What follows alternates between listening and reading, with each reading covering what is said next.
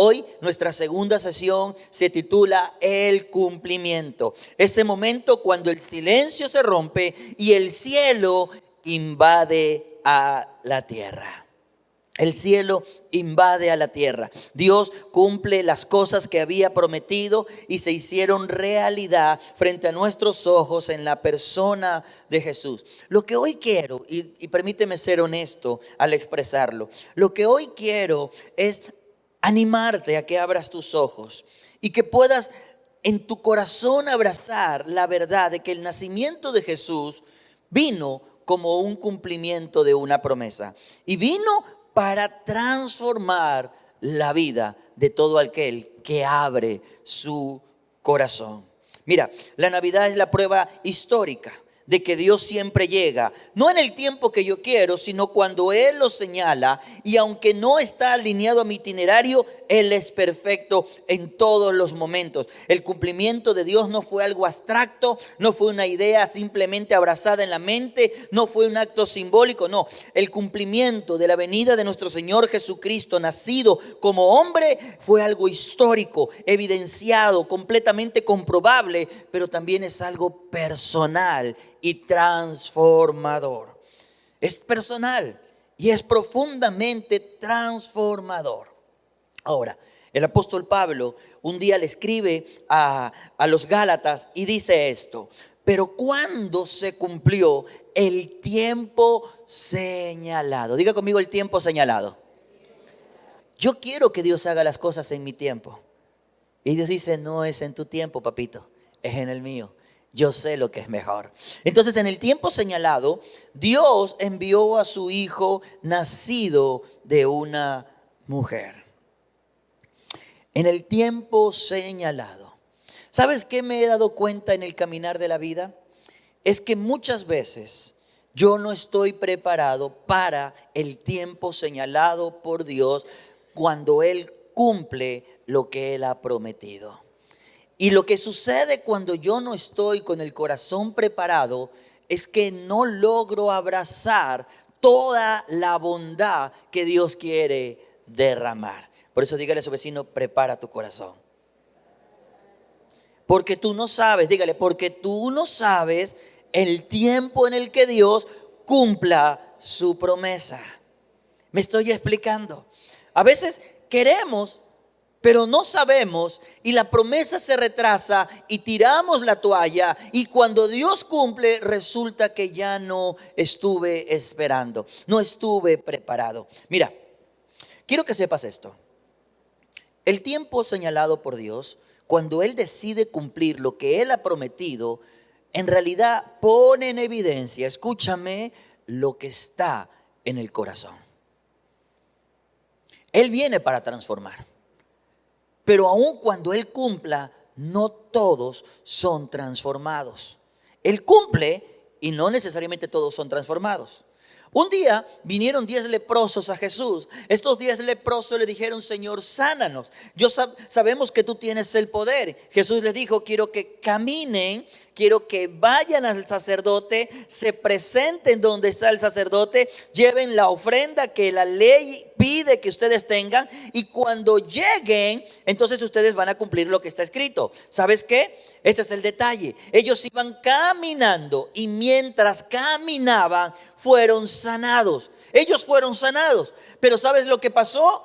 9 de ellos siguieron su vida disfrutando la sanidad, pero no fueron transformados en su vida. Uno solo, al darse cuenta de lo que había sucedido en el tiempo señalado, decidió volver a Jesús. Cuando decide regresar a Jesús, ¿sabes lo que pasa? Jesús le dice: no solo eres sanado, sino que también eres salvado.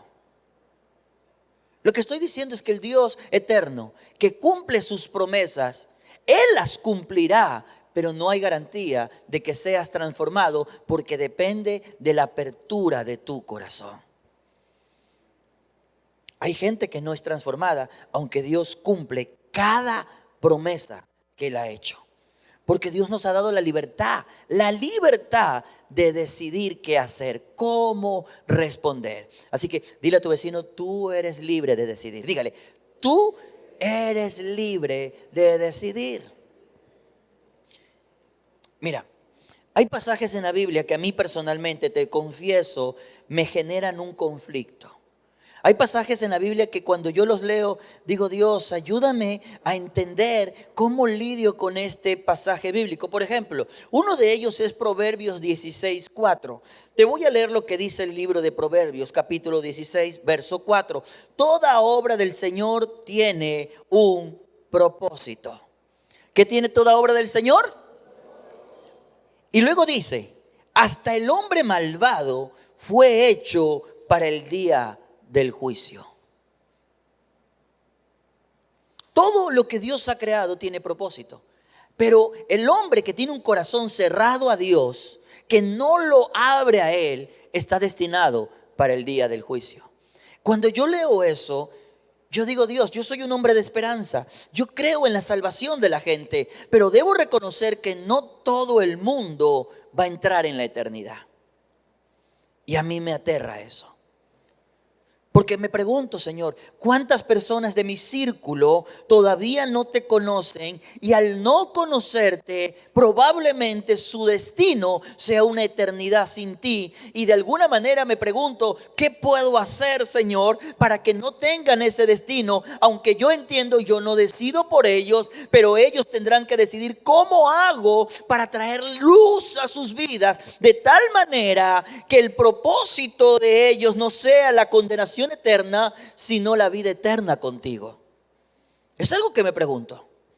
Y a veces cuando veo a las personas tan campantes en su vida cristiana, pero gente en su casa que no abraza la fe, digo, Dios, despierta el corazón de estos cristianos que no se están dando cuenta de la importancia de abrazar el propósito de compartir la luz, de sostenerlos en oración a fin de que ellos puedan ser salvados.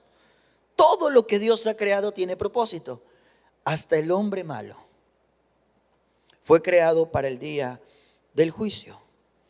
Entonces, cuando Dios cumple algo, no significa que tu vida sea transformada. Y lo he visto. He visto gente venir, acercarse al Señor como esos leprosos y ver la bondad de Dios sobre sus vidas, pero luego continuar sus vidas como si nada hubiera sucedido, viviendo lejos del consejo de Dios, haciendo con su vida lo que consideran que deberían hacer con ella, pero Dios no es la prioridad para nada. Y eso me golpea. Como pastor, eso me deja un profundo dolor. Y digo, Dios, ¿qué podemos hacer? Sobre todo cuando yo he visto esta realidad una y otra vez. Pero cuando Cristo vino y cumplió la promesa del Padre, Cristo transformó todas las cosas. Quiero que veas esto. ¿Qué pasó con María, por ejemplo? Usted recuerda, la madre de nuestro Señor Jesucristo, aquella mujer que dijo, está bien, aquí está mi vientre, sea sobre mí lo que tú digas. Sabes, he aprendido que el cumplimiento de las cosas de Dios transforma la vida, no de todos, sino de aquellos que están dispuestos a decir, hágase en mí tu voluntad. No de todos. Las promesas cumplidas solo transforman a los que tienen el corazón abierto para decir, hágase en mí tu voluntad. Sabes, esta joven desconocida en un pueblo sin fama, ella recibe un anuncio que parecía imposible y ella responde de la siguiente manera, Lucas 1:38. Entonces María dijo, aquí tienes a la sierva del Señor, que Él haga conmigo como me has dicho. Como me has dicho. Dios transforma la vida, no de todos, sino de los que abren su corazón y dicen con toda sinceridad, hágase en mí tu voluntad. Hágase en mí tu voluntad. Dios está dispuesto a usar la vida, no de aquellos que tienen capacidades. María no era la persona más capacitada, para ser honesta. Ella no era la persona que tenía un buen nombre o la que tenía la mejor, tú sabes, capacidad económica. Simplemente era una mujer que estaba disponible para hacer la voluntad de Dios. Y esa mujer, esa joven con un corazón abierto, disponible, fue el instrumento que Dios usó, porque ella supo decir que Él haga conmigo como se ha dicho. Él haga conmigo. La pregunta es, si Dios quiere usar tu vida y está tocando la puerta de tu corazón, ¿cuál es tu respuesta? ¿Cuál es tu respuesta? Recuerdo cuando no caminábamos con el Señor en el hogar en el que crecí. Mi historia de familia era una historia de dolor. Yo había visto cosas que no deberían verse, pero que estaban golpeando nuestras vidas como familia. Mi padre estaba sumergido en una vida sin Dios, en vicios. Mi madre estaba sumergida en una vida sin Dios, en un dolor que golpeaba su corazón. Mis hermanos y yo estábamos sumergidos en una vida donde no estaban presentes en la mayor parte del tiempo, ni en nuestros momentos más complejos, nuestros padres. Y en ese escenario el Señor nos llama. Yo recuerdo que durante aquellos días, en mis 15, yo salía de mi casa porque yo no quería estar en mi casa, porque estar en mi casa era querer huir de un campo de guerra. Yo vi cosas que lastimaron nuestra vida, nuestro hogar. Entonces yo lo que menos deseaba era regresar al lugar donde sufría y lloraba por lo que veía. Esa era nuestra vida. Recuerdo todavía ese día cuando Dios se acercó a mi vida y me hizo una pregunta. Pero antes de que me hiciera la pregunta, así fue como llegamos al Señor. Mi mamá, golpeada de tanto dolor, aceptó la invitación de una tía que venía a una iglesia. La iglesia quedaba lejos. Entonces yo recuerdo que mi mamá, luchando con su dolor, aceptó esta invitación y un domingo en la mañana nos despierta a mis hermanos y a mí, temprano en la mañana, muy temprano, y nos lleva a la iglesia. La iglesia quedaba al otro lugar, al otro costado de la ciudad. Yo vivía al sur, la iglesia quedaba al norte. Las distancias eran muy extensas. Nos tomaba poco más de una hora, casi hora y media en bus llegar al lugar. Y llegamos a la iglesia. Pero recuerdo esa mañana porque mi mamá nos despertó. Todos dormidos, íbamos saliendo. Mi papá, que no caminaba con Dios, estaba sin Él, perdido en vicios. Él no estaba esa noche en casa, Él regresaba, recuerdo. Y cuando nos ve salir, Él dice: ¿a dónde van? Y se fue con nosotros. Y así llegamos los 5 a la iglesia. Mi mamá muerta de vergüenza, mi papá, ¿no sabes así? Yo todo dormido, adolescente, mis hermanos pequeños, y nos sentamos hacia el fondo de la iglesia. Yo les conté la semana anterior, la iglesia en la que crecí era quizás un galpón 4 veces como esto. Y ahí estábamos, en la reunión de las 8 de la mañana. Y estaba predicando un gringo con mal español. ¿Sabes lo que entendí? Nada. Y ahí medio dormido, luchando con esta sensación de qué hago en este lugar. Yo recuerdo ese día. Mi mamá, cuando terminó de hablar el pastor americano, mi mamá se puso de pie. Y yo la veo. Y ella decide moverse de su asiento. Mi papá la ve a mi mamá: ¿a dónde vas, mijita? Y se fue detrás de ella. Cuando veo a mis 2 hermanos menores: ¡ay, mami! ¿Y usted qué cree? Yo tampoco me quedo aquí. Yo pensé que íbamos a la puerta de salida. Y en lugar de caminar hacia la puerta, mi mamá caminó hacia el altar. Y ahí estábamos los 5 en el altar diciendo: entregamos nuestra vida a Jesucristo. Pregúntame si entendí lo que sucedió. No lo entendí. Pasaron los días y ese es el detalle. Hay cosas que es verdad Dios cumple, pero no necesariamente eres transformado. Y yo recuerdo que aunque veníamos a la iglesia, cosas seguían estando presentes en nuestra vida. Porque el rastro de una vida sin Dios muchas veces está presente. El mal carácter, los malos hábitos, las formas equivocadas de resolver las cosas. Todo eso estaba presente y de alguna manera tratábamos de salir, pero eso estaba ahí y luchábamos con eso. Recuerdo ese día cuando en oración el Señor aparece a mi vida. Yo estaba como un joven sediento de Dios. Yo recuerdo que yo abría mi pequeña Biblia y yo buscaba la palabra del Señor y trataba de entender lo que Él hablaba. Y recuerdo en oración, lo recuerdo, que Él me dijo: he tratado de entrar en tu hogar. He tratado de entrar en la vida de ustedes. He tratado de transformar su historia. He tratado y lo he hecho a través del corazón de tu padre, porque he tocado la puerta del corazón de tu padre. Pero ha vivido tanto, tan lejos de mí, que hay cosas enraizadas que no han sido quitadas. Porque déjame decirte, una vida no se transforma rápidamente. Los viejos hábitos no cambian de la noche a la mañana, aunque pudiera suceder. Entonces, aunque lo he intentado, no lo he logrado porque su corazón no está disponible para mí. Y recuerdo que el Señor me estaba hablando, lo tengo tan claro. Él me decía: estoy tratando de entrar a través de tu madre. Ella los ha llevado a la iglesia, pero el dolor que lleva en su corazón le está ahogando. No me ha permitido hacer todo lo que quiero. Y ahí en ese momento surge la pregunta: ¿tú estarás disponible? Porque estoy tocando la puerta de tu corazón para entrar en tu casa.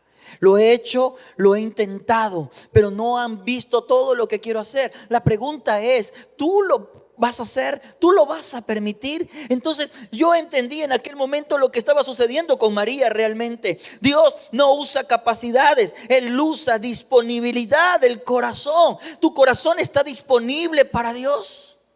Eso es lo que cambia todo. Cuando yo le dije: sí, Señor, nuestra vida, personalmente la mía, empezó a ser transformada y tratamos de caminar juntos, y aunque nos caíamos, nos levantábamos, empezamos a ver la mano de Dios. María no entendía todo, pero aprendió a confiar en Dios y Dios transformó su vida. Le dio la alegría de tener en sus brazos al Dios hecho carne.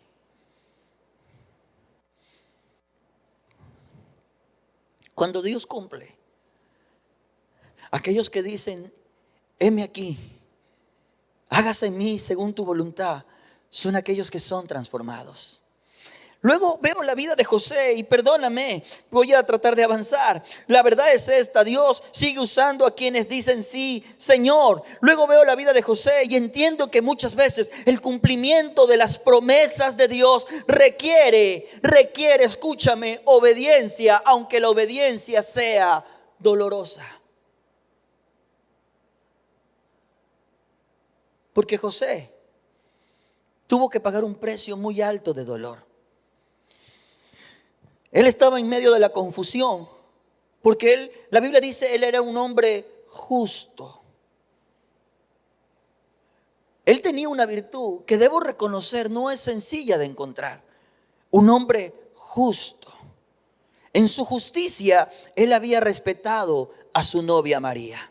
En su justicia, él supo entender que cada cosa tiene su tiempo, cada cosa tiene su lugar. En su justicia, él dijo: yo voy a hacer las cosas como Dios manda. Y en su justicia, él ahora tiene que lidiar con algo que no se preparó para ello. ¿Cómo es que voy a hacerme responsable de un hijo que no es mi hijo? María, perdóname. Yo sé que yo no te he tocado. No puedes decir que es mi hijo, porque yo sé que tú y yo no hemos estado. Yo lo sé.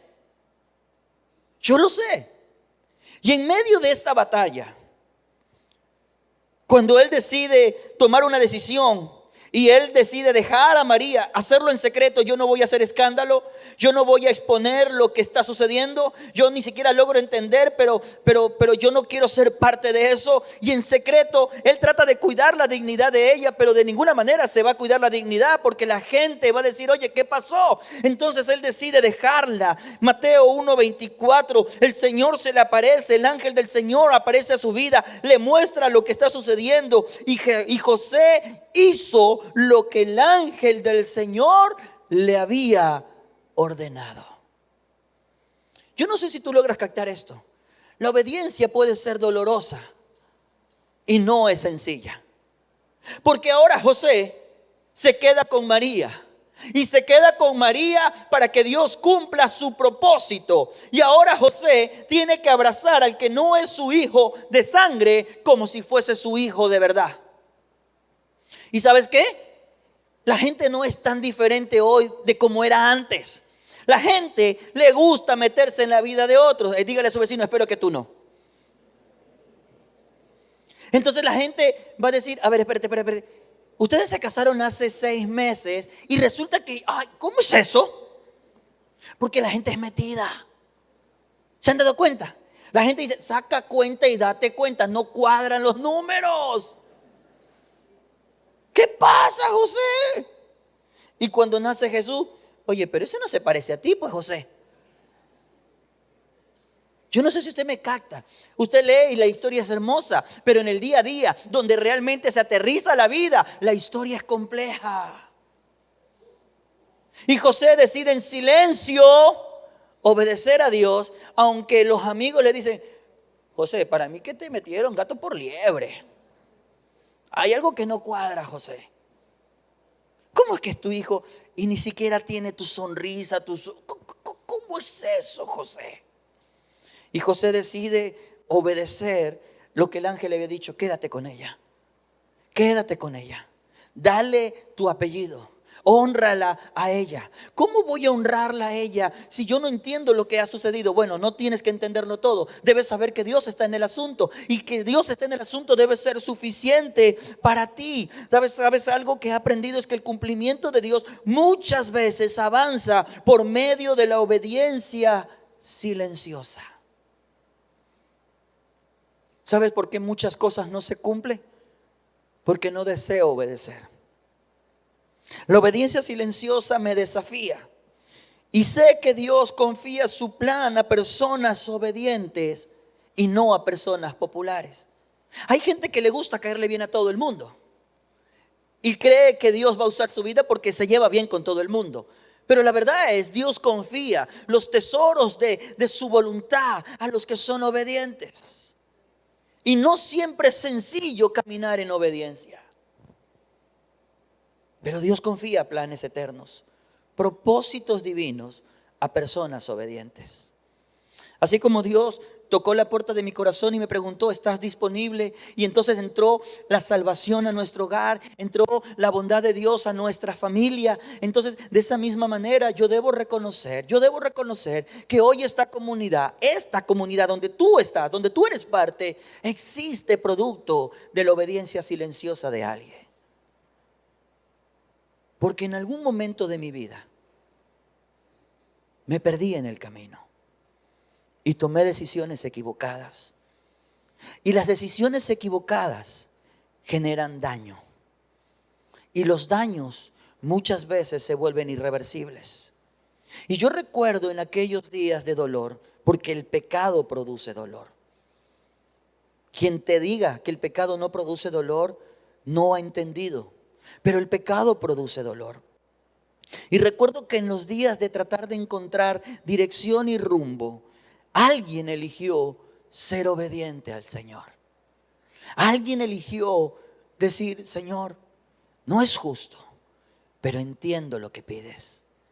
Y decidió abrazar la voluntad de Dios, aun cuando fuese doloroso. Entonces, en aquel momento Dios confió un plan, un propósito llamado comunidad cristiana. Y es así como nace comunidad cristiana, porque alguien en obediencia silenciosa decidió decirle al Señor, hágase en mí, y no hablo de mí. La obediencia silenciosa es lo que abre las puertas. ¿Sabes qué? He aprendido esto. La obediencia privada, esa que tú decides sostener donde nadie te ve, donde no hay aplausos. Esa obediencia privada es lo que sostiene el plan público de Dios. Esa obediencia que haces en lo reservado, en lo secreto de tu recámara, es lo que abre las puertas para ver la obra de Dios ante los ojos de la gente. Y yo, en medio de todas las reuniones que tuve esta semana, como te comenté al inicio, no he parado de llorar, porque he dicho: gracias, Dios.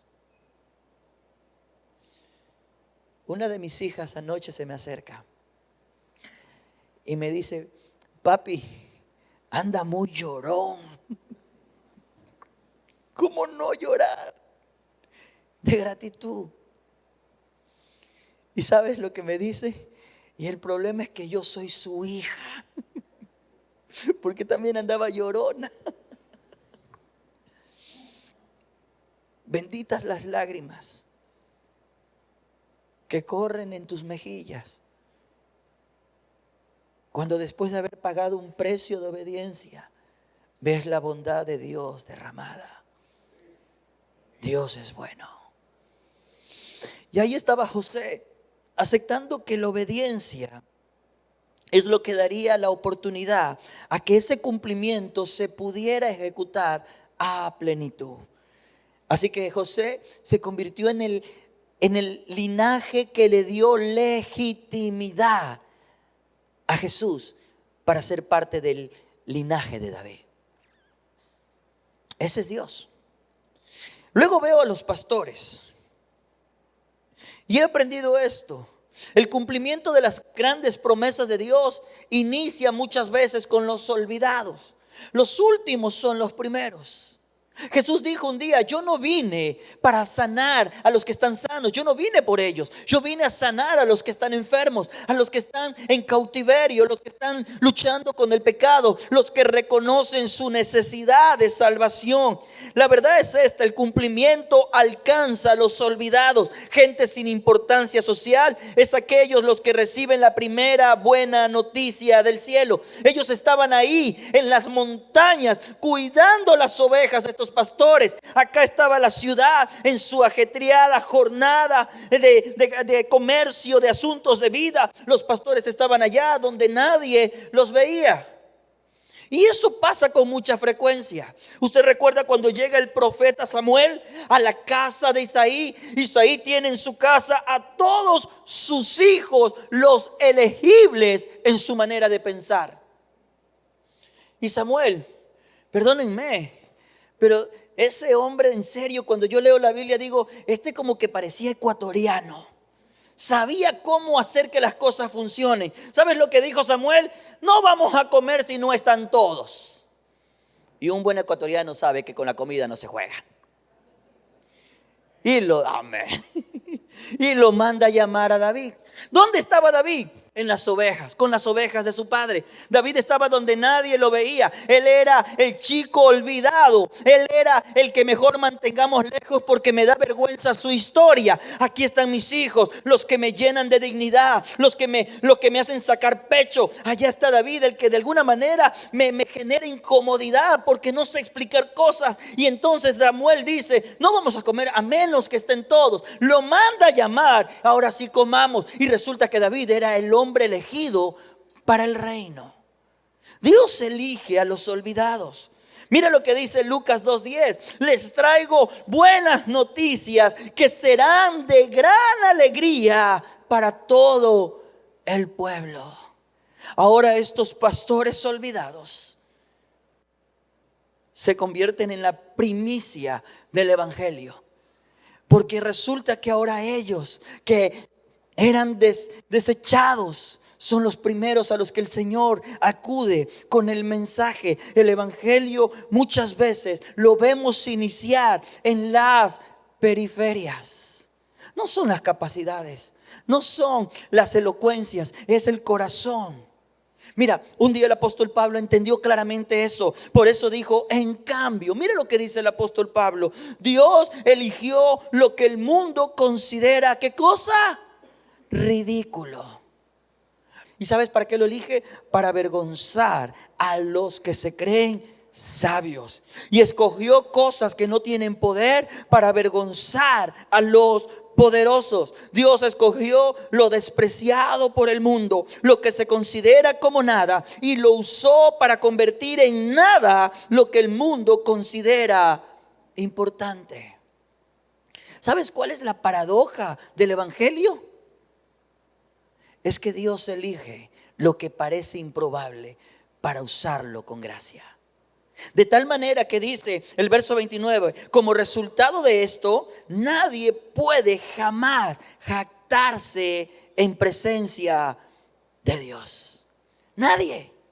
Dios es tan genial que Él dice, mira, cuando yo vengo a transformar todo. Los últimos serán los primeros. Los débiles serán los fuertes. Los pobres serán ricos.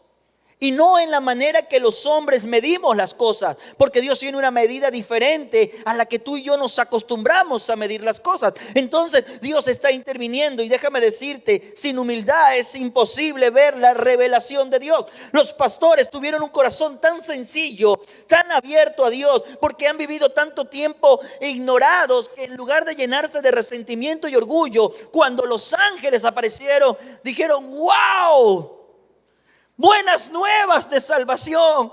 ¿Cómo no abrazar este mensaje? ¿Cómo no ir a buscar? Y fueron a buscar a Jesús.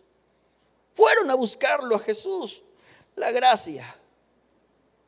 Esto es algo que aprendí hace muchos años.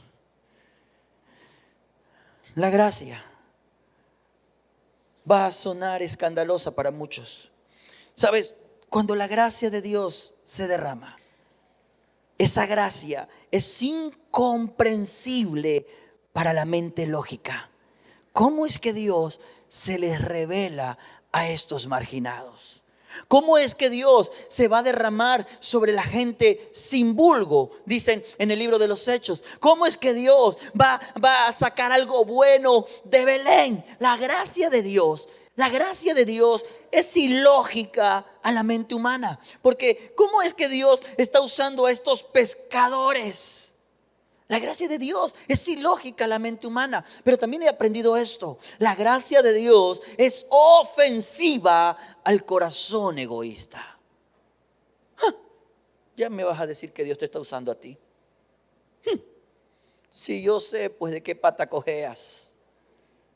Ay, ¿qué me vas a decir? Que yo sé cómo eras. ¿No vieron la grandeza de Jesús? Dijeron, tú eres el hijo de José, el carpintero. Y perdóname, pero los rumores andan por ahí de que, no sé, que nunca sacaste nada de él. No sé cómo. Y no veían la gracia de Dios. ¿Sabes qué? Los pastores fueron olvidados, pero Dios eligió a ese grupo de pastores para revelarse y dejarles saber que el evangelio es para los pobres en espíritu. La gracia siempre encuentra aquello que el mundo ignora. Yo no sé quién te ha ignorado, pero la gracia de Dios te abraza. Te abraza profundamente. Y finalmente, los sabios. Yo sé que nos gusta la historia de los reyes magos. Tú sabes, suena bonito, reyes, eso está más chévere. Pero la verdad es que la Biblia dice sabios de Oriente. Los sabios eran personas que no eran parte del pueblo judío, pero ellos estaban deseando conocer la verdad. Y la verdad es esta: el cumplimiento responde a los que buscan. Aquellos que buscan, encuentran. Ellos viajaron desde lejos, investigaron, preguntaron y en su momento encontraron al niño. Mateo 2, capítulo 2 dice, ¿dónde está el rey? Preguntaron ellos. ¿Dónde está el rey de los judíos, el que ha nacido? Porque ¿sabes qué? Venimos a adorarlo. Esto he aprendido en mi caminar con Dios. La búsqueda auténtica siempre termina en genuina adoración. En genuina adoración. Yo no sé si tú logras captar el mensaje de este día. Dios cumple, pero que Él cumpla no significa que tu vida sea transformada, porque es tu corazón el que tiene que abrirse. Y te voy a decir esto: como pastor.